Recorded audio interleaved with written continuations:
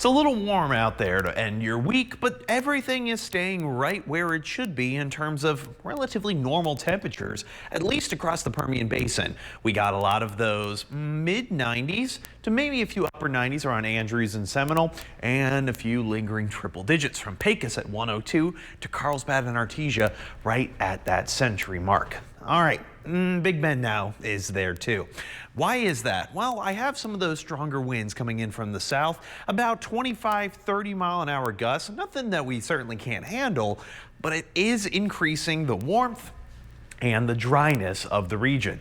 Aha, but not for everyone. You saw where those winds were a little bit lower in the high elevations. That's where we're seeing a couple little isolated showers, maybe a small rumble of thunder, less than 10% coverage though, west of Fort Davis and just to the north of Van Horn.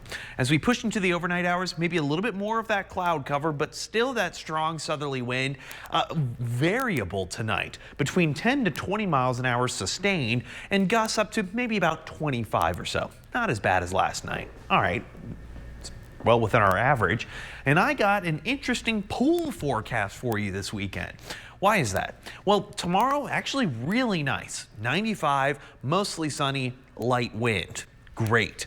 Sunday, not so much. We have rain chances coming back in. It will be cooler, but you definitely want to keep an eye on the radar throughout the afternoon because we are expecting those pop-up showers and thunderstorms, all associated with that next cold front. So let's play this through. Here is much of your Saturday. Notice that southeasterly wind bringing in that cloud cover early in the morning. By the afternoon, everything's fine, but just to the north of Roswell, we're already seeing that cold front trying to push its way through. Now, it's not going to do a whole lot into the overnight hours. Starting off Sunday morning, just a bit of cloud cover, and then early afternoon, right around noon or so, we start seeing a couple little showers, thunderstorms around Dryden, around Hobbs, maybe just north of Seminole, right on top of Lubbock.